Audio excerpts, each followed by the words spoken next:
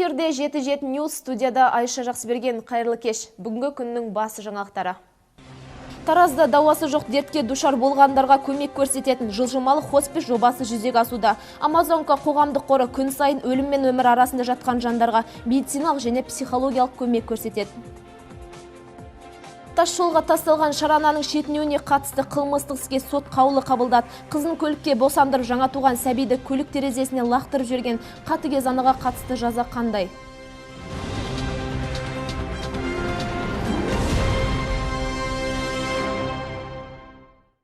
Электр энергиясын жеткізуші Жамбыл жарық сауда қызметкерлері тұтынушылар үшін барынша қолайлы және оңтайлы жағдай жасауда. Ыңғайлы ақшалай төлем кассасы, өтінішпен шағымдарды қарайтын бөлімшелер, білікті мамандар және заңгерлер қарапайым халықтың кез келген сұрақтарына жауап беруге әзір. Жергілікті сауда нүктелерінің бүкіл жүйесі автоматты режимде құрылған. Бұл компанияның энергия тұтыну және автоматтандырылған есепке алу жүйесінің инновациялық пайдасы туралы толығырақ тілші бейнематериалынан көре аласыздар. Жамбыл жарық сауда 20-30. Осымен 6 жыл қатарынан Жамбыл облысындағы басты электр энергиясын тасымалдаушылардың қатарында. Бұл компанияда тұтынушылар үшін барлық жағдай жасалған. Мәселен, халық арасындағы кезекті азайту үшін және тұтынушыларға ыңғайлы болу үшін мекемеде жаңадан есеп айырысу кассалық орталық ашылды. Мұнда сіз көрсеткішті растап, түбіртек алып және жиналған киловаттар үшін төлем жасай аласыз.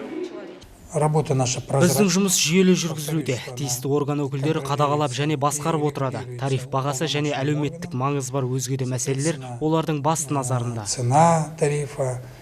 Осыдан 5 жыл бұрын өңірде автоматтандырылған жүйені бақылау және есепке алу енгізілген. Тұтынушыларға ескі есептеуіш құрылғыны заманауи есептеуішке ауыстыру ұсынылды. Электрмен жабдықтаудың және тұтынудың бүкіл процесі қолма-қол ақша өңдеу орталығында жүзеге асырылып отырған. Кейінірек орталықта халыққа қызмет көрсету үшін арнайы топ құрылды. Бүгінгі таңда бұл бөлімше барлық заңды тұлғаларға кеңес беру жұмыстарын жүргізіп отыр.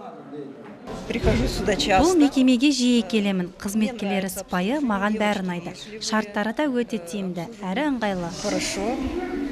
Сонымен қатар орталықта комиссия мүшелері де жұмыс жасайды. Олар тұтынушылардан келіп түскен шағымдарды және даулы мәселелерді қарастырады. Дәл осы бөлімшеде барлық ақпараттар, яғни аймақтардан жіберген электр қуатын орнату туралы хаттары автоматты режимде сақталуда. Сондай-ақ компанияның қызметкерлері үшін де жағдай жасалған. Ол асхана және демалыс кабинеті. Бұл мекеме жеткен жетістікпен тоқталмай, алға үлкен жоспарлар құруда. Жансұлу Дүйсенәлі, Рамина Мирзалимова, Арман Сабыр, 7-7 News.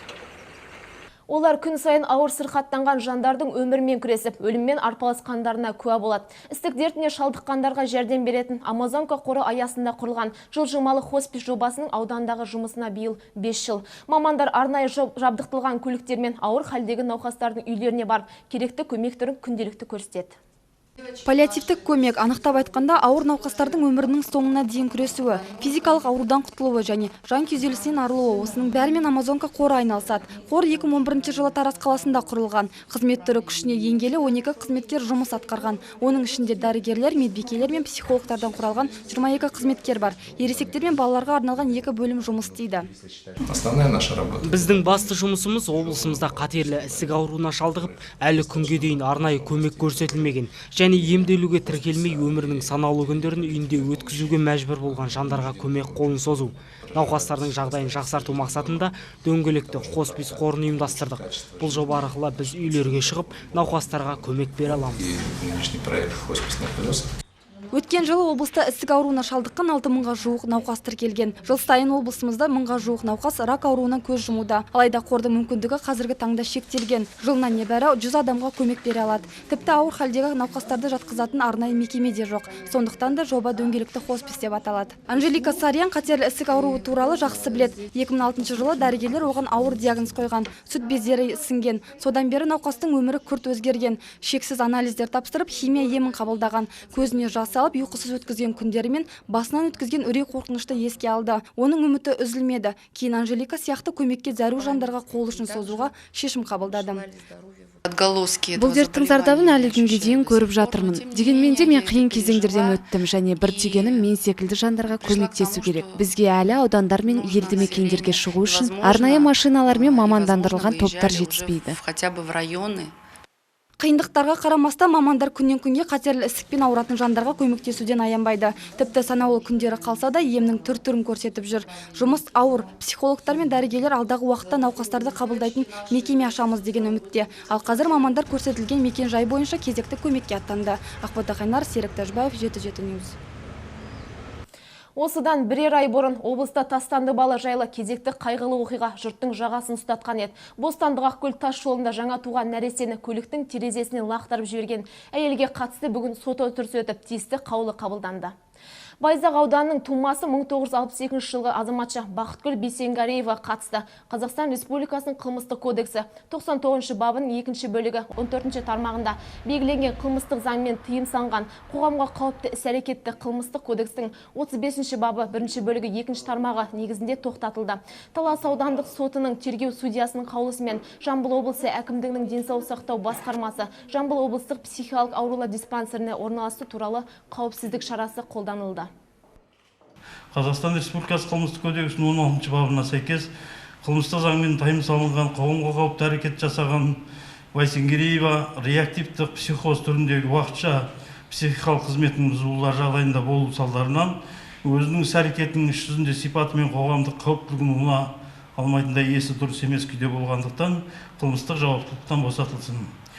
Қазақстан Республикасы қылмыстық кодексінің 91 бабының 1 бөлігі 1 тармағы, 93 бабының 1 бөлігі 2 тармағы, 95 бабы 2 бөлігінің талаптарына сай Байсенгерееваға жалпы үлгідегі психиатриялық стационарда мәжбүрлеу емдеу шарасы тағайындалсын.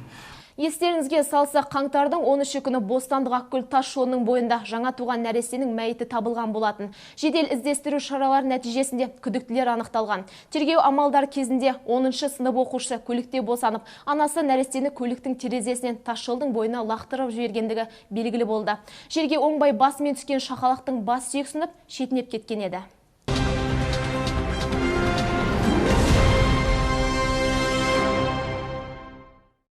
Бүгін Марс Үркімбаев атындағы жастар сарайында 3-ші университет аралық жоғары оқу орындарының үздік мультимедиалық өнімі байқауының марапаттау рәсімі өтті. Білім бәйгесіне облысымыздағы 3 жоғары оқу орнының 54 оқытушысы қатысқан.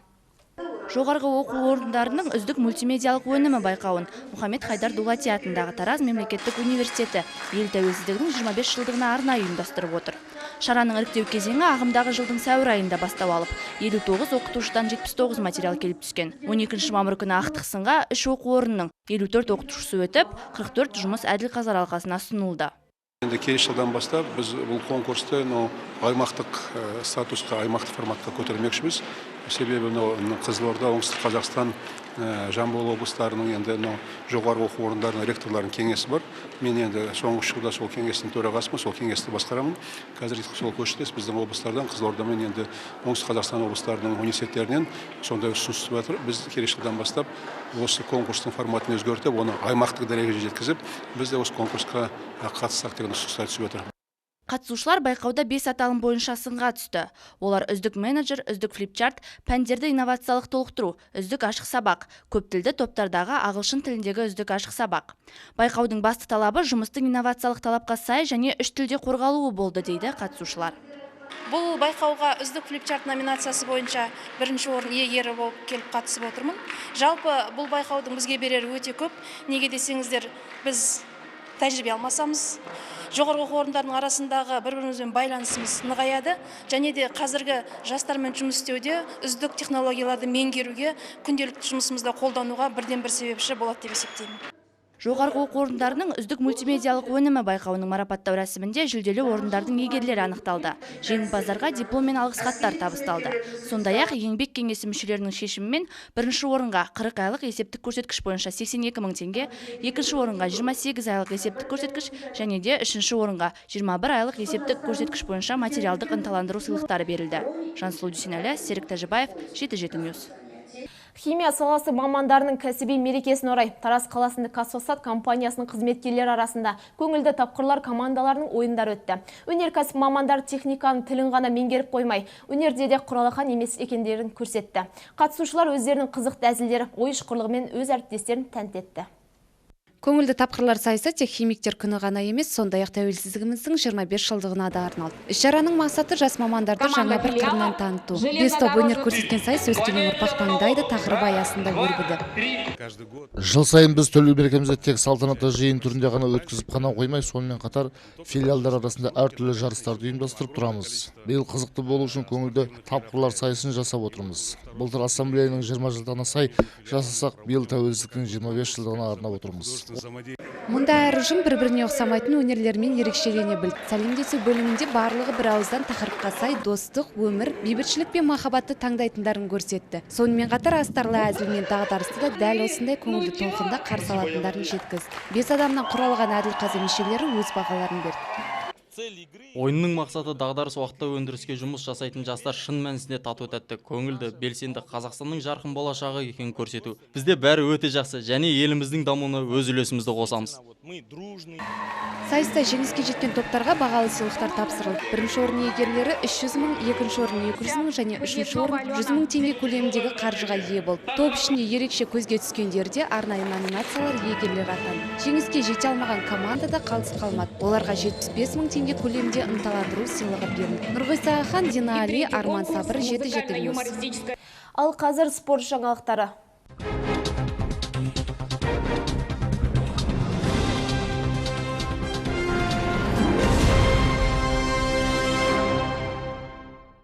Қазақстандық боксшы Назым Қызайбай 2 дүркін әлем чемпионы атанды.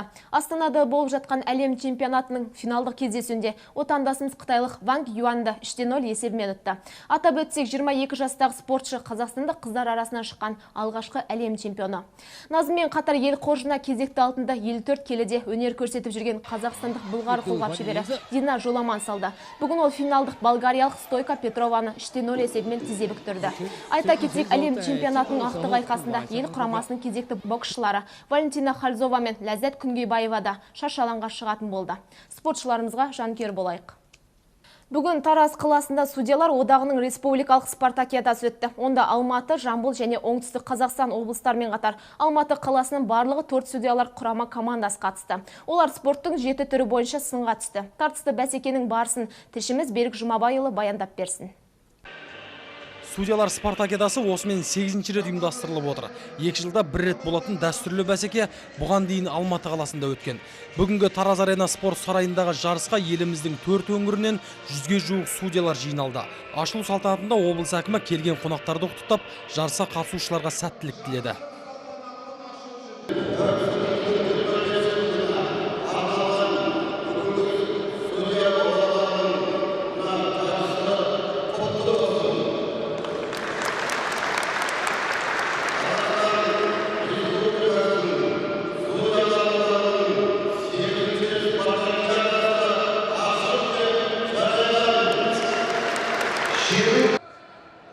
Спортшылар спорттың 7 түрі бойынша бақ сынасты. Олар кіші футбол, волейбол, үлкен және үстел теннисі, бильярд, шахмат, дойбыдан өзара кіл мықтын анықтады. Мұндағы басты мақсат жеңіс емес, салауатты өмір салтын ұстанып, судьялар арасында достық қарым-қатынасты қалыптастыру дейді мамандар. Жеңімпаздар қатарынан табылдық. Бұған өте қуаныштымыз. Бұл бізге осындай бұл жарысқа 3-4 ай көлемінде дайындалдық. Осының жемісі болса керек. Және жалпы әріптестеріміз облыстық соттың басшылығы бізге барлық жағдай жасады. Алдағы уақытта енді бұдан да үлкен жарыстарда биіктің шыңынан көрінеміз деген ойдамыз. Жарыс соңында барлық қатысушыларға бағалы сыйлықтар мен кубок медальдар табыс етілді. Енді дәл осы спартакиада 2018 жылы Оңтүстік Қазақстан облысында өтеді деп жоспарлануда. Берік Жұмабайұлы, Серік Тәжібаев, 7-7 News. Бүгінге келіп түскен жаңалықтар легі осындай, амандықта жүздескенше. Ал қазір ертеңге арналған ауа райы мәліметі.